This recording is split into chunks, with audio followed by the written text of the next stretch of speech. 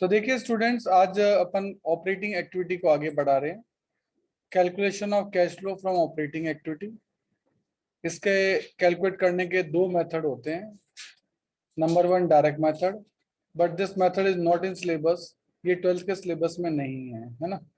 अब ये कभी डाल भी देंगे, कभी निकाल देंगे, ये तो चलता रहता है। मैं तो आपको बता रहा हूँ, दो मेथड होते हैं, एक डायरेक्ट और इनडायरेक्ट। बेसिकली आपके इनडायरेक्ट मेथड ही काम आता है। तो इनडायरेक्ट मेथड में अपन को क्या होता है कि सबसे पहले आपको नेट प्रॉफिट कैलकुलेट करना होता है। Step number one, net profit before tax. और ये अपना आपका फॉर्मूला उसका यही है कि आपको सबसे पहले प्रॉफिट आफ्टर टैक्स चाहिए। और प्रॉफिट आफ्टर टैक्स क्या होता है? ये होता है closing P and L minus opening P and L. उसमें ये चार आइटम आपको ऐड करने हैं। ये आइटम अलग अलग रीजन से इसमें ऐड हो रहे हैं। डिविडेंड आपका ऑपरेटिंग खर्चा होता ही नहीं है, इसलिए ऐड कर दो। एंटीम डिविडेंड भी आपका ऑपरेटिंग खर्चा होता ही नहीं है, इसलिए ऐड कर दो। ट्रांसफर टू रिजर्व से कोई कैश गया नहीं, इसलिए ऐड कर दो। प्रोविजन फॉर टैक्सेशन से कोई कैश गया नहीं, इसलिए ऐड कर दो। ये चार आइटम यहाँ होते हैं। टैक्स का रिवर्स आइटम आपका यहाँ भी हो सकता है। तो ये एडलेस करने से आपका जो प्रॉफिट निकलेगा वो कहलाएगा प्रॉफिट बिफोर टैक्स। इसमें एक आइटम जो प्रपोज डिविडेंड है, उसका रूल जो है चेंज हुआ है। According to accounting standard number 4, propose dividend for previous year, जिसको कि अपन ओपनिंग बैलेंस बोलते हैं, इसी को अपन जो है डिक्लेयर कर रहे हैं और इसी को हम पेड कर रहे हैं। तो इसी को एडिट भी करना है नेट प्रॉफिट में, और इसी को ऑपरेटिंग फाइनेंसिंग एक्टिविटी में लेस भी करना है। तो केवल इसी का ट्रीटमेंट आएगा। Propose dividend of current year यानी क्लोजिंग बैलेंस जो है उसका नो इफेक्ट है, ध्यान रखना। क्लोजिंग बैलेंस का नो इफेक्ट है, स्पेशली ध्यान रखिएगा। ये देखो इन्होंने यहाँ दिए भी हैं रीजन क्यों ऐड कर रहे हैं उन आइटम को। एंटीडिविडेंड को ऐड करने का रीजन, रिजर्व को ऐड करने का, प्रोविजन फॉर टैक्स को, रिफंड फॉर टैक्स को। अब इसमें नॉन कैश या नॉन ऑपरेटिंग एक्सपेंस से कौन कौन से अपन ऐड करते हैं? आइटम टू बी एडेड, यहाँ लिखा है items to be added back to the net profit. ऐसे कौन से आइटम होते हैं? एक होता है आपका डेप्रिसिएशन, एक होता है इंटेंजिबल एसेट्स का डेप्रिसिएशन, उसका नाम अमोर्टाइजेशन होता है ये भी डेप्रिसिएशन है। ये नॉन कैश है, डेप्रिसिएशन भी नॉन कैश है। जब इनसे कैश गए नहीं तो इनको क्यों लेस किया था? इनको वापस ऐड करो, इसलिए item to be added back है ना। इस तो ये कौन कौन से हैं देखो, जो इंटेंजिबल एसेट्स के डेप्रिसिएशन यानी अमोर्टाइजेशन है, goodwill return of, preliminary expenses return of, discount on issue of debenture return of, and trademark and patent rights return of. सब पे रिटर्न ऑफ वर्ड लग रहा है, यानी अमोर्टाइजेशन की बात हो रही है। बैड डेट्स रिटर्न ऑफ से भी कोई कैश नहीं गया तो वो भी ऐड होगा। Loss on sale of fixed assets, इससे कैश तो नहीं गया बट ये ऑपरेटिंग नहीं है, ये ऑपरेटिंग नहीं है, ये तो इन्वेस्टिंग एक्टिविटी का, तो वो उसको यहाँ से हटाना है, उसको ऐड कर दो। इंटरेस्ट आपने पेड किया से कैश तो गया ही है, बट इंटरेस्ट पेड करना फाइनेंसिंग एक्टिविटी है, वो ऑपरेटिंग नहीं है, इसलिए उसको ऐड कर दो वापस से। क्रिएशन ऑफ प्रोविजन, कोई भी प्रोविजन बना रहे हो आप, उनसे कैश तो जाता ही नहीं, जैसे provision for doubtful debts, provision for discount on trade receivable, provision for any expenses, ये सब आपके आइटम जो हैं वो आपके ऐड हो जाते हैं डिफरेंट रीजंस के कारण। अब यहाँ आते हैं आइटम्स टू बी डिडक्टेड, यानी जो पहले से एडेड है और हम उन्हें हटाना चाहते हैं। तो profit on sale of fixed assets, assets को बेचने से फायदा हुआ, ये तो इन्वेस्टिंग एक्टिविटी का, यहाँ तो आ नहीं सकता, हटा दो। इंटरेस्ट एंड डिविडेंड्स को रिसीव हुआ, ये भी इन्वेस्टिंग एक्टिविटी का, ऑपरेटिंग नहीं है, हटा दो। रेंट रिसीव्ड भी इन्वेस्टिंग एक्टिविटी है, यहाँ से हटा दो। रीट्रांसफर ऑफ एक्सेस प्रोविजन, कोई प्रोविजन ज्यादा बन गया था, अब वापस पैसा आ रहा है, तो वो भी कोई हमारी कैश इनकम नहीं है, उसको भी आप हटा दीजिए। तो ये सब आइटम आपको करने पड़ते हैं। करंट एसेट करंट लायबिलिटी का मैं आपको बता ही चुका हूँ। ये सारे आपके देखो इन्होंने एडलेस करके बताए हैं, करंट एसेट्स कौन कौन सी ऐड, या current liability add less, current asset less, current liability less, ये सब दे रखे हैं। बाकी इनको कोई याद करने की जरूरत आपको नहीं है।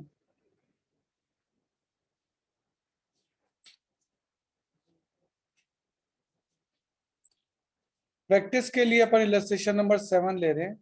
आपका प्रॉफिट है 5 lakh after considering the following item. यहाँ आफ्टर का मतलब है कि डिडक्ट करने के बाद। आफ्टर का यहाँ जो मतलब है माइनस करने के बाद, ये क्या कह रहा है, माइनस करने के बाद है, इसका ये मतलब है, कहने का मतलब जो है वो ये है। ये चीजें एडलेस हो चुकी हैं। अब आपको नेट प्रॉफिट तो दे रखा है 5 लाख, तो 5 लाख लिया।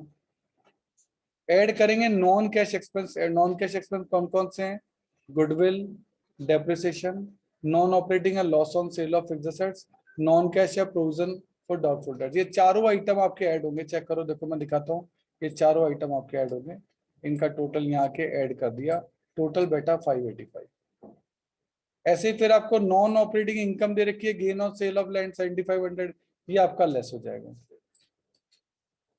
ये जो आपका प्रॉफिट निकला 5,77,500, इसको बोलेंगे operating profit before working capital changes, क्योंकि अभी अपन ने current assets and current liability के एडजस्टमेंट नहीं किए हैं, सिर्फ आपने एडजस्टमेंट जो किए हैं वो non cash and non operating items के किए हैं।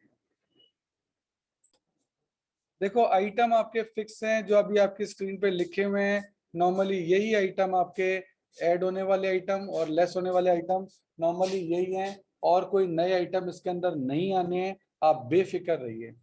उसके बाद आपका आ जाएगा add increase in current liability, increase in current asset, जो भी एडलेस के साइन आपने पीछे डिस्कस किए हैं। डिक्रीज इन करंट लायबिलिटी, इसका मैंने आपको बताया था कि डिक्रीज इन वर्किंग कैपिटल आपका ऐड होता है और इंक्रीज इन वर्किंग कैपिटल आपका लेस होता है, बस ये याद कर लो, कभी दिक्कत नहीं आएगी। अब वर्किंग कैपिटल इंक्रीज होने के कारण क्या होते हैं कि sir decrease in working capital के रीजन क्या होते हैं, सर करंट एसेट्स कम हो जाएगा या करंट लायबिलिटी बढ़ जाएगा, और इंक्रीज इन वर्किंग कैपिटल ये सर करंट एसेट बढ़ जाएगा, करंट लायबिलिटी कम हो जाएगा, बस ये फिक्स आइटम है, इसके अलावा कोई आइटम नहीं होता। अब उसको आप लिखना कैसे चाहते हो वो आपकी चॉइस है, बाकी होना एडलेस इस तरीके से है, और देन आपका आ जाएगा cash flow from operating activity, this is your answer. ये इस तरीके से आपका जो है पूरा क्वेश्चन चलेगा। देखिए एग्जाम्पल नंबर 9 से पहले आपकी ये बात दे भी रखी है कि net profit before tax calculate करने के लिए नेट प्रॉफिट जो भी होगा उसमें आपको ये 4 आइटम ऐड करने हैं, ये वही है, provision for tax, proposed dividend, interim dividend, transfer to reserve. ये आपको notes below cash flow statement आपको देना ही पड़ेगा, इट्स कंपलसरी। इसका यूज आप इलस्ट्रेशन नंबर 9 में देख सकते हैं। प्रॉफिट आपको दे रखा है 2,50,000, और इस प्रॉफिट पे पहुंचने के लिए आफ्टर टेकिंग मतलब ये सब एडजस्टमेंट किए जा चुके हैं, और देन यहाँ current assets and current liability के भी कुछ एडजस्टमेंट दे रखे हैं, और आपको कहता है कैश फ्लो स्टेटमेंट कैलकुलेट करो। सीबीएसई गाइडलाइन से ये क्वेश्चन जो है वो आपका लिया गया है। सबसे पहले यहाँ वर्किंग नोट बनाना चाहिए, देखो ये रहा वर्किंग नोट। वर्किंग नोट नीचे बनाते हैं। नेट प्रॉफिट लिया 2,50,000 जो आपको दे रखा था, ये रहा नेट प्रॉफिट 2,50,000।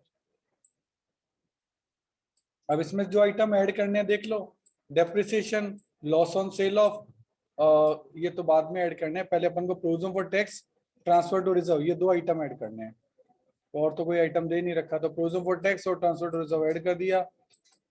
ये आपका निकल गया प्रॉफिट बिफोर टैक्स 3,02,500। ये आपका अपन ने नेट प्रॉफिट बिफोर टैक्स ले लिया। अब यहाँ से आपका क्वेश्चन चालू होगा, यानी पहले वर्किंग नोट बनेगा, वो नेट प्रॉफिट बिफोर टैक्स यहाँ आएगा, उसके बाद आपका क्वेश्चन चालू होगा। अब आपके ऐड होने वाले आइटम देखो जो नॉन कैश या नॉन ऑपरेटिंग है, depreciation, loss on sale of fixed assets and goodwill return of. ये देखो ये तीनों आइटम आपको लाइन से मिलेंगे, मैं कहा फिक्स आइटम है, यही 3 आइटम है, इनको आपको ऐड कर देना है। फिर आपका एक दे रखा है gain on sale of fixed assets, ये तो प्रॉफिट है, ये लेस होगा। ये आपका जो स्टेप आ गया, ये आ गया net profit before working capital changes. अब आपको current assets and current liability से रिलेटेड जो भी आइटम है यहाँ दे रखे हैं वो मैंने आपको बता दिया, ये ऐड हो गए, ये लेस हो गए। ये ऐड लेस करने से आपका निकल गया cash generated from operating activities. अब लास्ट में यहाँ आता है टैक्स पेड। अब टैक्स पेड कितना है क्वेश्चन में दे नहीं रखा, तो जितना प्रोविजन फॉर टैक्स है 35,000 का, उतना ही टैक्स पेड मान लिया जाएगा। 35,000 टैक्स पेड हो गया, तो ये आ गया net cash flow from operating activities 2,76,500। इसमें टैक्स पेड में वेरियस केसेस हो सकते हैं, वो केसेस जो है मैं आपको एक नेक्स्ट क्लास में जो है समझाऊंगा कि प्रोविजन फॉर टैक्स से रिलेटेड कौन कौन से केस हो सकते हैं। मतलब सीखने की बात ये है कि पहले आपको स्टेप नंबर 1 यहाँ वर्किंग नोट बनाना पड़ेगा, ये वर्किंग नोट बना के इस वर्किंग नोट का टॉपिक आपको यहाँ पुट करना पड़ेगा। अब आप अपना टॉपिक स्टार्ट कर सकते हैं। फिर आपका यहाँ current assets and current liabilities के एडजस्टमेंट हैं।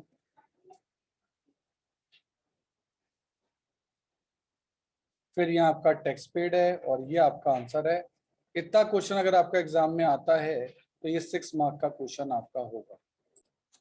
तो देखिए अभी मैं प्रोविजन फॉर टैक्स के केसेस जो है ना वो आपको समझा रहा हूँ कि क्या क्या केसेस जो हैं वो यहाँ हो सकते हैं। उसके लिए पहले आपको प्रोविजन फॉर टैक्स का पूरे अकाउंट का फॉर्मेट जो है ना वो आपको आना चाहिए। प्रोविजन फॉर टैक्स जो है ना आपकी एक लायबिलिटी है और लायबिलिटी का बैलेंस होता है क्रेडिट, यानी ये क्रेडिट से बढ़ेगा और डेबिट से कम होगा, ये बात तय हो गई। ओपनिंग बैलेंस हमेशा प्लस साइड में आता है और क्लोजिंग बैलेंस अब हमेशा यहाँ आता है। यहाँ हमेशा आएगा टू बैंक। टू बैंक का मतलब होता है टैक्स पेड। और यहाँ आता है बाय पी एंड एल या statement of P and L, जो भी आप लिखना चाहो। और इसका मतलब होता है प्रोविजन मेड। ये आ गया प्रोविजन मेड। अब क्वेश्चन में क्या क्या गिवन हो सकता है वो अलग अलग केस है। पहला केस नंबर 1 जो है वो मैं आपको बता रहा हूँ। केस नंबर 1, मान लो आपको ओपनिंग बैलेंस यहाँ दे रखा है 40,000, क्लोजिंग बैलेंस दे रखा है 50,000 और यहाँ आपको ये भी दे दिया टैक्स पेड इतना है। बस इतनी इंफॉर्मेशन आपको क्वेश्चन में दे दी। तो अब क्या होगा, क्योंकि देखो टैक्स में यही 4 आइटम आते हैं, 99% चांस है कि यही 4 आइटम आएंगे। तो अब क्या होगा, पहले डेबिट का टोटल करो। डेबिट का टोटल आ रहा है आपका 85, तो यहाँ भी 85 आना चाहिए।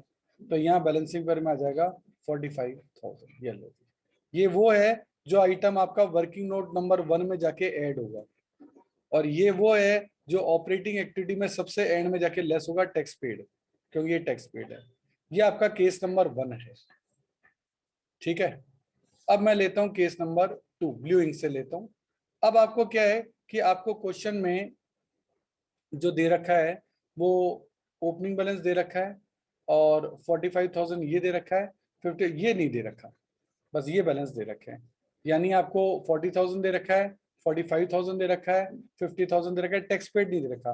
तो सिंपली यहाँ का टोल करो, उसमें से इसको लेस कर दो। तो 85 में से 50 गए तो यहाँ कितना बचेगा, 35। तो ऐसा हो सकता है कि अगर ये दे रखा है तो ये बैलेंस शीट में निकल जाएगा, और अगर ये दे रखा है तो बैलेंस शीट में ये भी निकल सकता है। तो ये केस 1 एंड 2 आपके हो सकते हैं। और क्या हो सकता है देखें, केस नंबर 3 क्या हो सकता है देखें। ये आपका प्रोविजन फॉर टैक्स अकाउंट है, ये ओपनिंग बैलेंस है, ये क्लोजिंग बैलेंस है।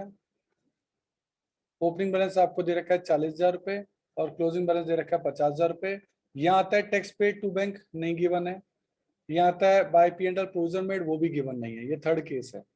अब ओपनिंग क्लोजिंग बैलेंस है तो डिफरेंस इनका 10,000 है, पर प्रोविजन फॉर टैक्स अकाउंट जो है वो डिफरेंस से नहीं बनता है, ध्यान रखना। वो डिफरेंस से नहीं बनता है। इसमें क्या होगा, जो ओपनिंग है उसी का पेमेंट होगा, या इसको बोलते हैं ओपनिंग का पेमेंट होना, और जो क्लोजिंग है उसी का सामने प्रोविजन बन जाता है। उसी का क्या बन जाता है, प्रोविजन बन जाता है। तो ये केस नंबर 3 है कि जब केवल ओपनिंग क्लोजिंग गिवन हो तो आमने सामने जाते हैं, इसको डिफरेंस से नहीं करते हैं। इसको डिफरेंस से नहीं करते कि डिफरेंस 10,000 आ रहा है, अपन इसको 10,000 से ट्रीट कर लें। नेक्स्ट केस नंबर 4 देख रहे हैं, ध्यान देना। प्रोविजन फॉर टैक्स आपको दे रखा है,